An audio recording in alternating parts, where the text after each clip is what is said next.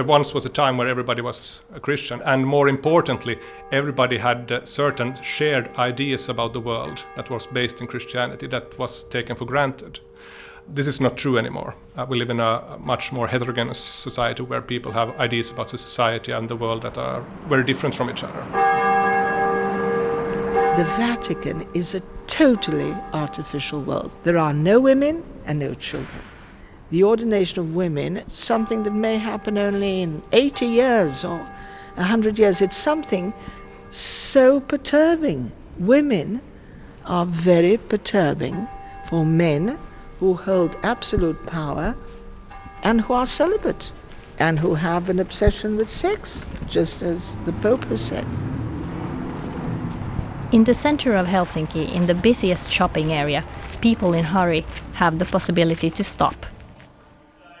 A modern, newly built wooden chapel, a funnel-shaped building with no windows, draws everybody's attention and lures all types of believers and non-believers inside for a spiritual moment.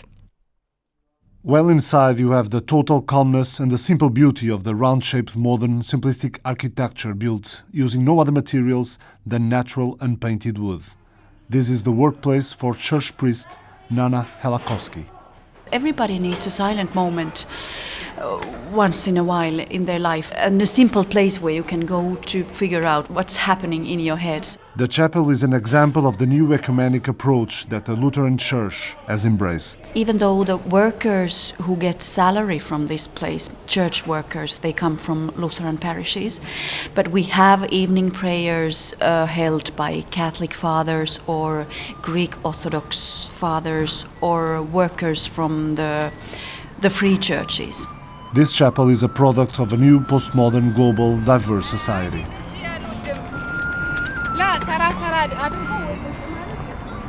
People travel, meet different cultures and learn to think in different ways. People move more freely and have different backgrounds. Internet and media spread ideas around the world in seconds. People are not homogeneous within one country or even within one city or village anymore. I don't think the diversity is the major problem. The problem is that the church is used to have power and authority based on this shared worldview and its place in society. And this position of authority is fastly eroding. People's way of thinking and living are diverse, says the researcher Patrick Hagman at the Åbo Akademi University of Turku in Finland, who has written a book about a post-Christian society.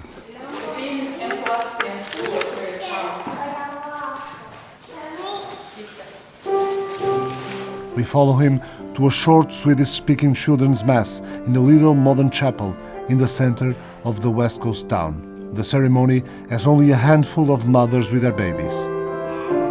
In Finland, the church hasn't really come to terms with this new position in society yet.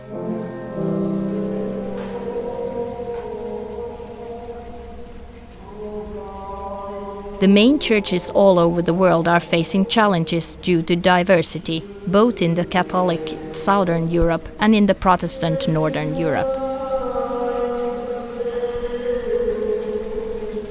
In Portugal, the Catholic Church is a powerful institution with great economic and social influence. The same can be said about the Lutheran Church in Finland.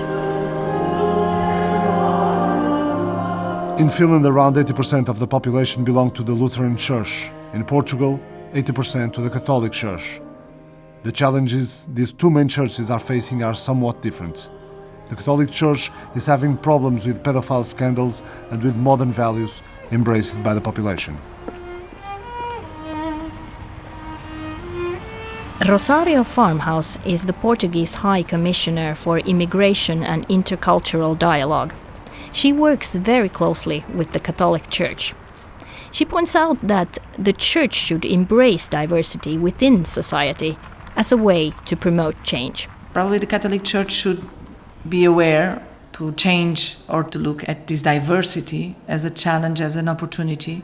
It depends. Even the Catholic Church is so different in Portugal, depending on the priest or on the diocese, or it depends a bit, but I think it's an opportunity. Religion has a great work on integration. The main church in Finland, on the other hand, is facing problems with people resigning. Through the website eroakirkosta.fi, some 400,000 citizens have resigned from the church. The website was an idea of the Union of Free Thinkers of Finland, currently led by Petri Karisma. As the membership decreases, church power will diminish. They will face an image problem and run out of money. This process of resignation from the church is causing economic problems to the institution because of diminishing membership fees. Bishop Björn Wikström in Porvoo. Every member that leaves the church is a sign of the fact that the church doesn't mean that much for that person. And in that sense, it's something we have to take seriously. But he realizes that the Lutheran Church has been well embracing diversity despite some resistance. Female pastors, and this is a topic that still is dividing. What's the rate of female pastors? I heard actually today that there are about 40% that are female today. But then we have still male pastors that don't want to cooperate with female pastors, at least when we are celebrating Eucharist. So this is a very, has been at least a very big topic, but this is... Is it a generation gap? Yes, it is. Em nome do Pai, do Filho e do Espírito Santo. In the heart of Lisbon, with its ancient and very decorative Catholic churches, we are meeting the Bishop of Beja, Antonio Vitalino Dantas.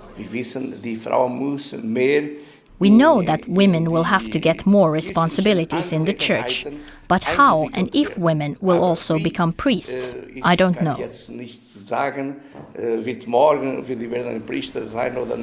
We meet researcher Ana Vicente from the movement We Are Church. This Catholic organization is lobbying the Vatican for change.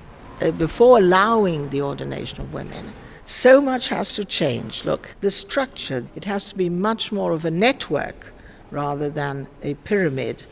And not only that, what has to change is the attitude towards priests, towards priesthood. Personally, and from what I know of the history of the Church, etc., I don't think it will be Pope Francis that will do that.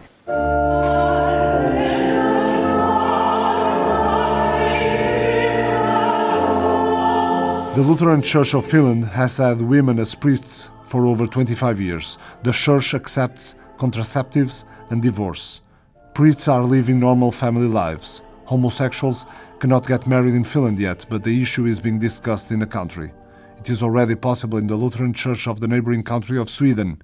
The Finnish Bishop Björn Wikström would be ready to marry also same-sex couples. Well, I think that we can't shut our eyes for the fact that there are people who are homosexuals, and we shouldn't force them to hide their feelings. On the contrary, we should do what we can for giving also them the possibility of creating faithful, permanent relations.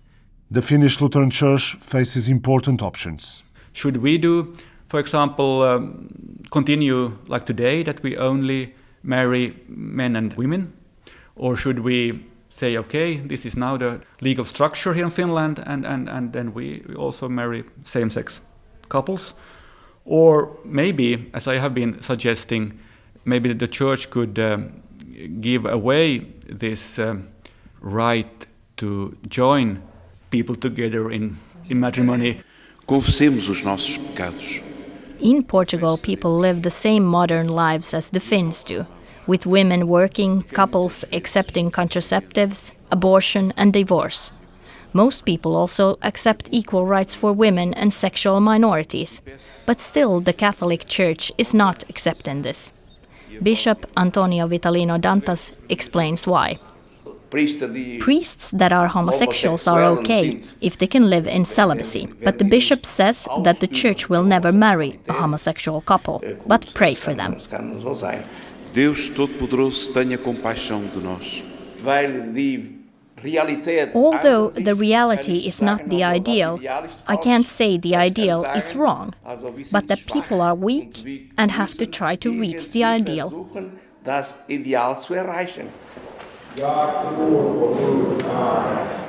We meet Daniel Jakobsen, 36, in a church talk for young adults at the St. Matthew's Church outside Helsinki.